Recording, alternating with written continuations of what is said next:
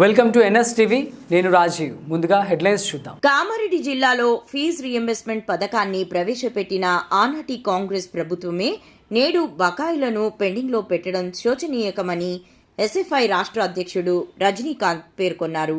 Fee reimbursement scholarship కాయలు విడుదల చేయాలని డిమాండ్ చేశారు. సోమవారం ఎస్ఎఫ్ఐ ఆధ్వర్యంలో విద్యార్థులు కలెక్టరేట్ను ముట్టడించారు. విద్యార్థులను పోలీసులు అడ్డుకోవడంతో రోడ్డుపై బైఠాయించి నిరసన తెలిపారు.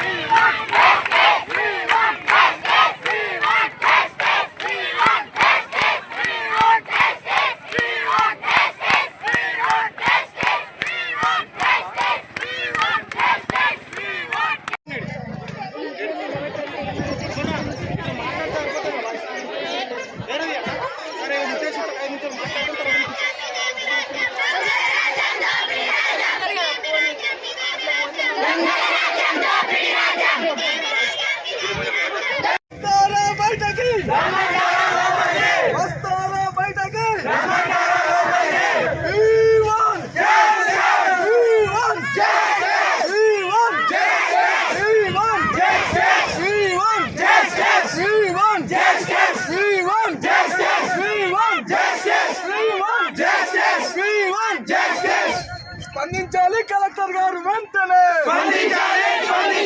స్పందించాలి కలెక్టర్ గారు వెంటనే.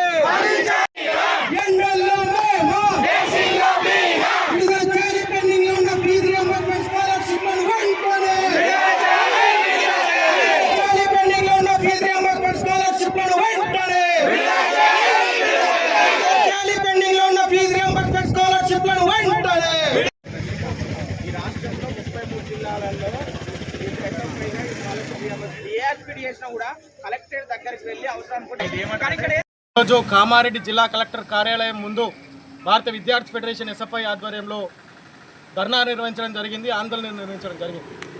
ముఖ్యంగా ఈ కామారెడ్డి జిల్లాలో సుమారు ఫీజు రియంబర్స్మెంట్ స్కాలర్షిప్లు ఈ జిల్లాలో 80 నుంచి 90 కోట్ల రూపాయలు ఇవాళ పెండింగ్లో ఉన్నాయి.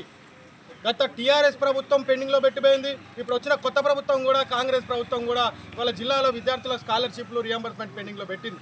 ఇలా స్కాలర్షిప్లు పెండింగ్లో పెట్టడం వల్ల విద్యార్థులకు రాకపోవడం వల్ల విద్యార్థులు యాజమాన్యాల దగ్గర పోయి సర్టిఫికెట్లు అడిగితే మీ స్కాలర్షిప్లు రాలేదు, మీకు ఫీజు రియంబర్స్మెంట్ రాలేదు కాబట్టి మేము సర్టిఫికెట్లు మీకు ఇవ్వలేమని చెప్పేసి ఇవాళ యాజమాన్యాలు చెప్తా ఉన్నాయి. ఇవాళ ప్రైవేటు కాలేజీలు, ప్రైవేటు డిగ్రీ కాలేజీలు, ఇంజనీరింగ్ కాలేజీలు మూసుకునే పరిస్థితికి వచ్చింది. ఇవాళ ప్రభుత్వం వాళ్ళకి ఫీజు రింబర్స్మెంట్ ఇవ్వకపోవడం వల్ల, వాళ్ళకు బిల్డింగ్ రెంట్లు కట్టుకోలేక, లెక్చరర్ల జీతాలు ఇవ్వలేక ఇవాళ కాలేజీలు మూసుకునే పరిస్థితికి వచ్చింది.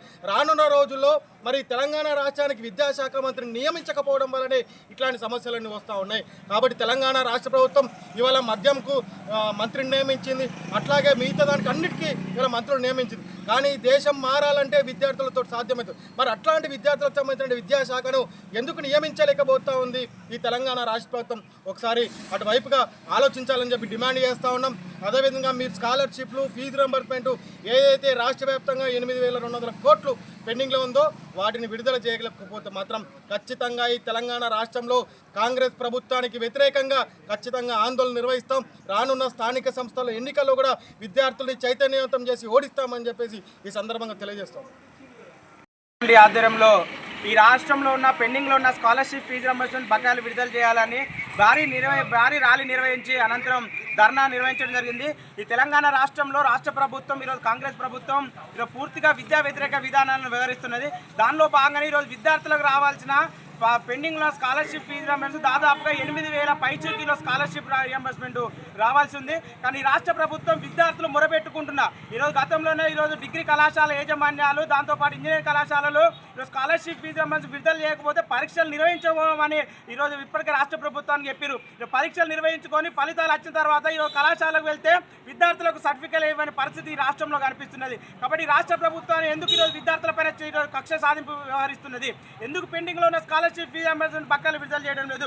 18 నెలల కాలంలో గత సంవత్సరంలో మేము అధికారంలోకి వచ్చినాక తర్వాత ఏ సంవత్సరంది ఆ సంవత్సరం ఈరోజు విడుదల చేస్తాం స్కాలర్షిప్ అని చెప్పారు. కానీ ఇప్పటికి సంవత్సరంన్నర 18 నెలలు గడుస్తున్నా కూడా విద్యార్థులకు తెలంగాణ రాష్ట్రంలో స్కాలర్షిప్ ఫీజు రియంబర్స్మెంట్ బకాయిలు విడుదల చేయడం లేదు. కాబట్టి ఎస్ఎఫ్ఐ డిమాండ్ చేస్తున్నాం ఈ రాష్ట్ర ప్రభుత్వాన్ని.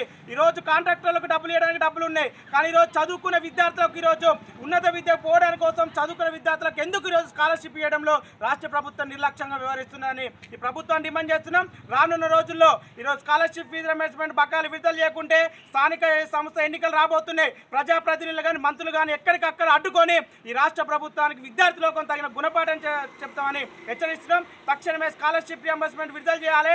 ఈ రాష్ట్రంలో సంవత్సరాల కాలంలో ఇప్పటి వరకు కూడా విద్యాశాఖకు మంత్రి లేని పరిస్థితి ఉన్నది. తక్షణమే విద్యాశాఖ మంత్రి నియమించాలి. రాష్ట్రంలో ఉన్న విద్యారంగ సమస్యలపైన సమీక్ష నిర్వహించాలి.